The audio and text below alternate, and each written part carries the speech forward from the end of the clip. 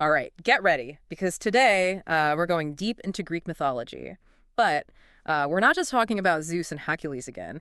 This deep dive is going to be about the women, those powerful figures who, really shaped these stories in ways you might not expect. We've got some cool excerpts from this mythology podcast and this awesome article called The Top 5 Most Badass Women of Greek Mythology. It's Yeah. going to be epic. Yeah, it's crazy how we often think of Greek mythology as like this boys' club. But when you're like really look closer, it's like full of these really strong, complex women. They're not just, side characters. They're driving the action and challenging like the whole Olympian order.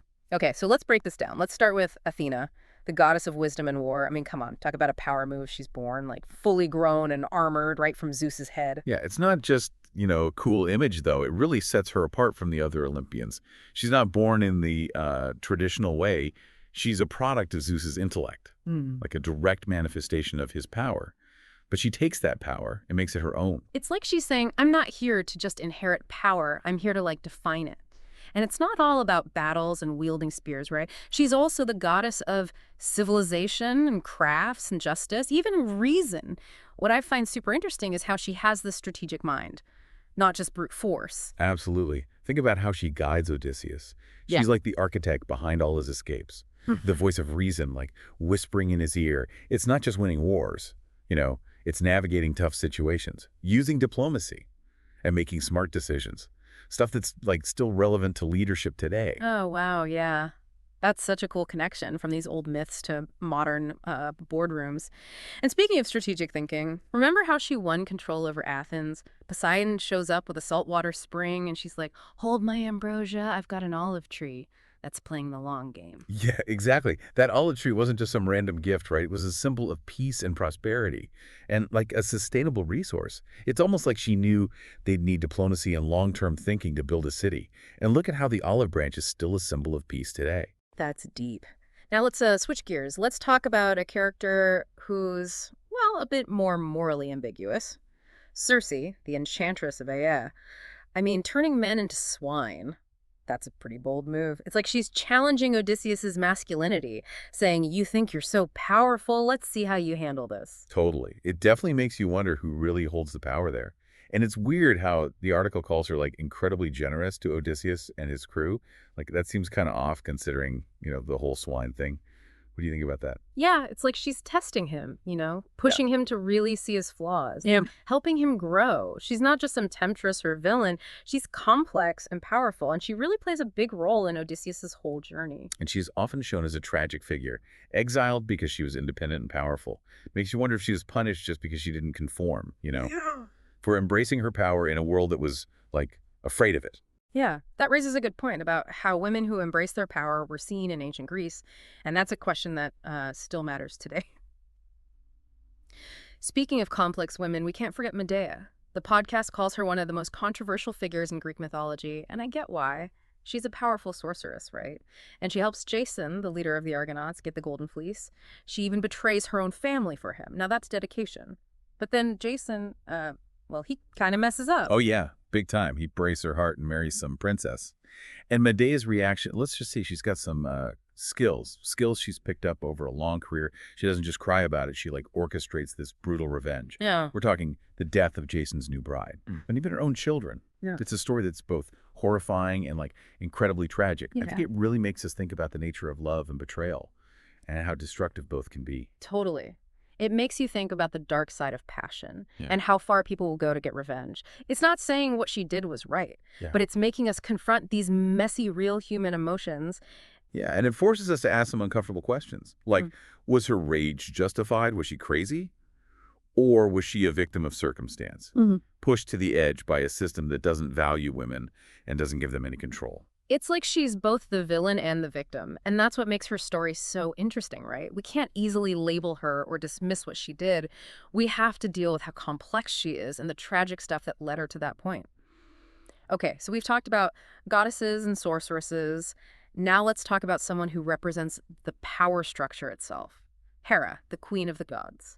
Yeah, she's interesting. It's easy to just see her as the jealous wife. And yeah, she has those moments, but she's so much more than that. She's like the protector of marriage and women, a force to be reckoned with, you know? Exactly. She's not just reacting to Zeus's cheating, she's actively shaping things, Right.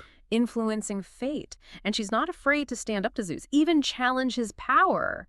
Remember when she got all the other gods to go against him? What a power move. That was bold. Even though it failed, it shows how much courage she had and how strategic she was. She's not just sitting back and accepting things. She's actively trying to change things, to assert her own power in a system that clearly favors Zeus. It's like, even in a male-dominated society, women can still be powerful, Mm. even if it's like behind the scenes or against the rules. Yeah, it's like she's showing us that there are different ways to lead, different ways to be heard, even when everything's stacked against you. Now let's talk about a woman who defines independence.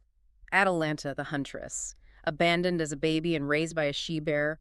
She's basically like the first wilderness girl, strong, fierce, and totally self-reliant. And her skills are, like, undeniable. Mm. She's the first one to draw blood from the Caledonian boar, this huge beast that no man could defeat. That says a lot, right? She's proving she's worthy.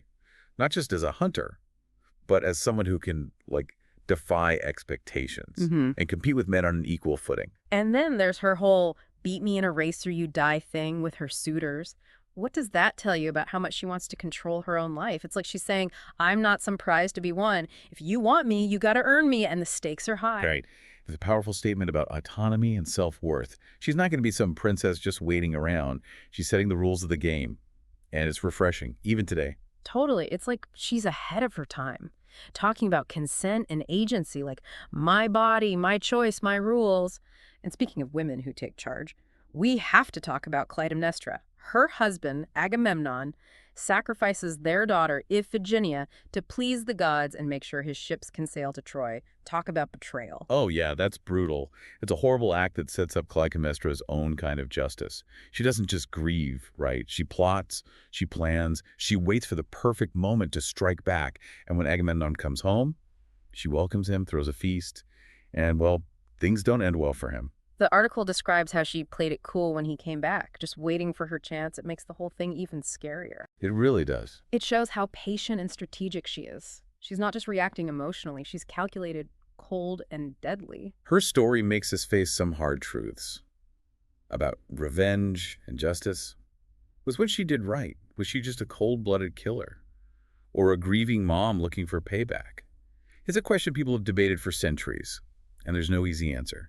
But what's interesting is that it makes us think about these questions. It forces us to deal with, like, the complexity of morality and the gray areas of how people behave. Yeah, it's like these myths aren't just giving us obvious heroes and villains. They're giving us these characters with many sides who make us really think about their choices and why they do what they do. Okay, so we've covered some of the big names, but there are tons of other amazing women to talk about, like Artemis, the goddess of the hunt and the wilderness. Oh, yeah, she's fascinating. Yeah. She rejects the traditional roles for women, chooses independence, and hangs out with a bunch of fierce huntresses. She's like the patron saint of people who forge their own paths, who value freedom and self-reliance more than anything else. Yeah, she's almost like a proto-feminist icon, right? And then there's Demeter, the goddess of agriculture. Her story's heartbreaking. Her daughter, Persephone, gets taken by Hades. And Demeter's grief is so powerful that it, like, creates the changing seasons. Yeah, it's a powerful metaphor for the cycles of life, death, and rebirth. But it also shows the power of a mother's love, how it can literally shape the world. Demeter's story resonates with anyone who's experienced a big loss or felt the overwhelming force of love, especially a mother's love. And then you have Pandora, the first woman, who, depending on the story you read, either unleashes all the bad stuff in the world or brings hope to humanity. She's a complicated one. She represents both good and chaos. It's like her story reflects, like, the whole human condition, the good and bad in all of us, and the constant struggle between light and dark. Yeah, it's a reminder that even when things are bad, there's always hope. That even the toughest situations can lead to something positive. Exactly. And it's fascinating how all these women, in their own ways, challenge the male-dominated structures of their time.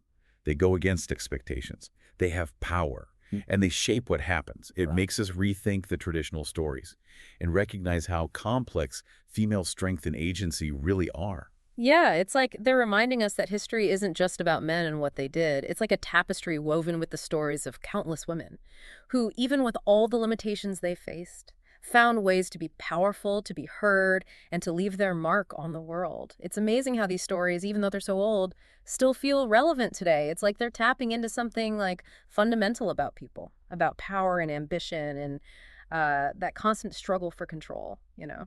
Yeah, what's interesting to me is how these myths show us what those societies were worried about and what they hoped for. They're like a window into how the ancient Greeks saw women, both as powerful figures to respect and as potential threats to the way things were. That tension between admiration and fear, it's still there in how we view women in power today, don't you think? On the one hand, we celebrate strong, independent women.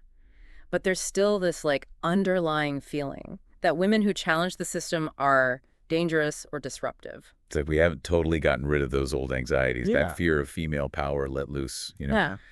And these myths, in a way, give us a safe place to explore those fears, Yeah, to face them. maybe even to laugh at them a little. Because come on, some of these stories are pretty wild. Medea turning her rival into a human torch, that's some serious revenge. Oh, yeah. But it also shows how far women will go when they're wronged, when they feel like they have no other options. Exactly. It's like she's saying, if you won't listen to my words, you'll feel my anger.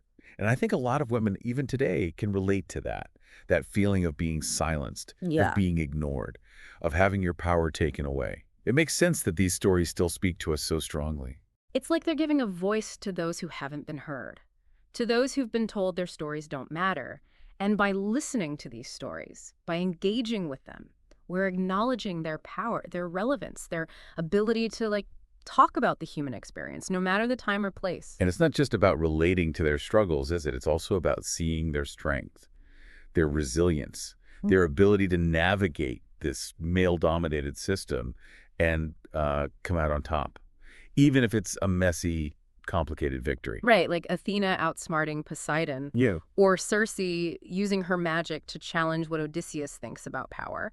They're showing us there are different ways to win, different ways to have control, even when the rules aren't fair. And they're not afraid to get their hands dirty either. They're not perfect beings, you know? They're Yes. flawed, they make mistakes. Yeah. They're driven by passion, by anger, by a desire for revenge. And that's what makes them even more interesting, Yeah. even more relatable. Yeah, because it reminds us that we're all human, right?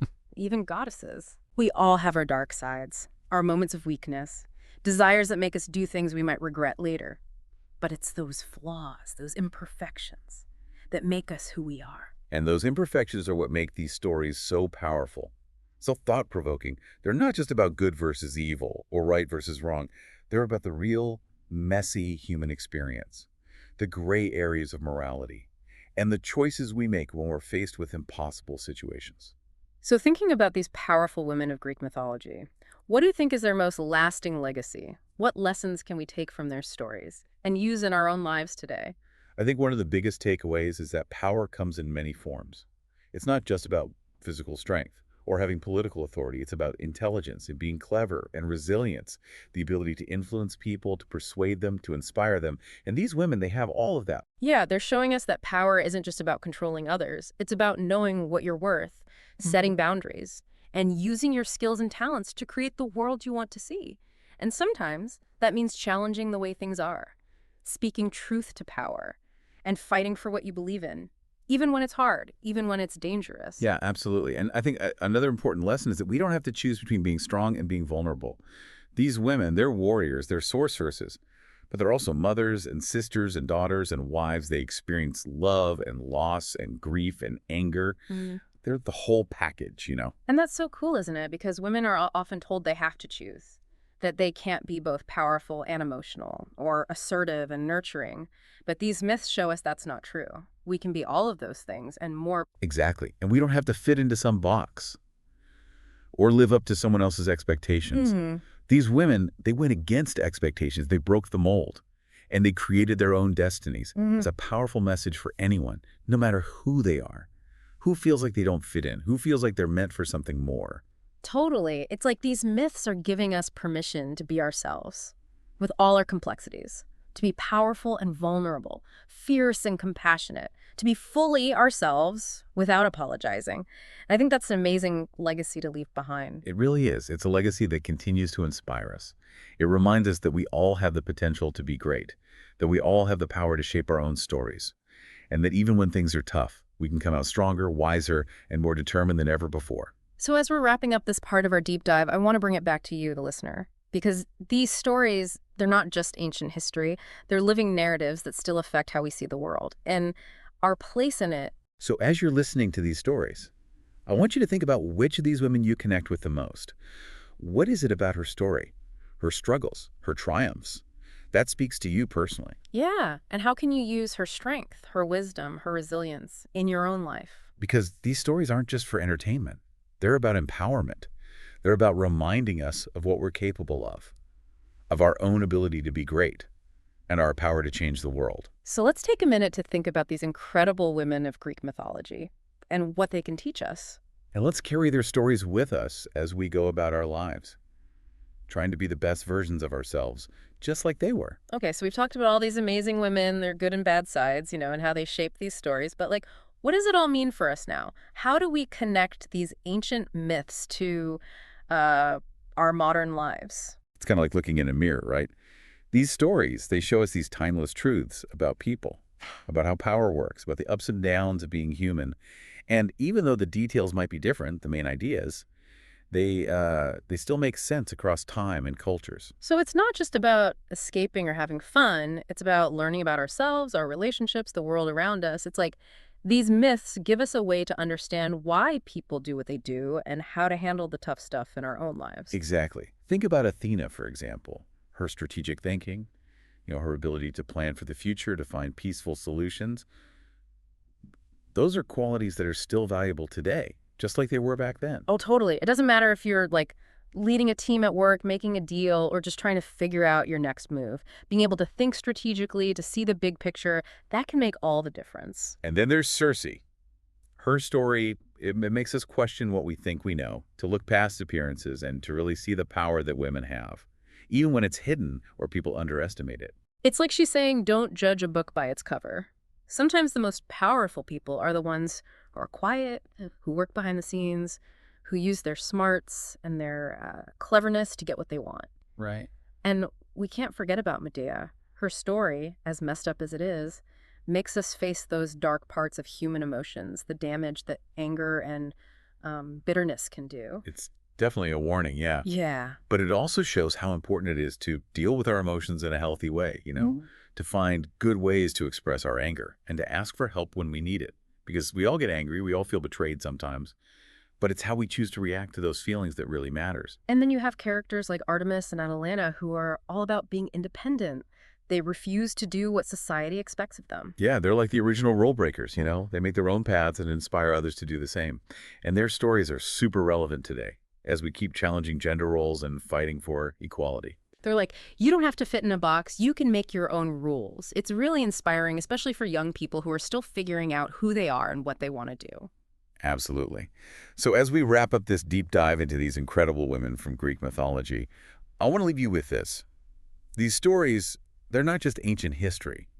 They're alive, and they're still shaping how we see the world and ourselves in it. And as we've seen, they give us these timeless lessons about what it means to be human, about the complexities of power, and about the challenges and triumphs we all face. So as you go about your day, think about these women, their stories, what they went through and what they achieved. Let them inspire you to be your best self, to challenge the norms, to write your own story, and to live a life that's meaningful and true to yourself. Because just like the women of Greek mythology, we all have the potential to do great things. We all have the power to make a difference. And it's up to us to use that power wisely to create a world that's fairer, more equal, and more fulfilling for everyone. Thanks for joining us on this epic journey. Until next time, keep exploring, keep asking questions, and keep embracing the power of stories.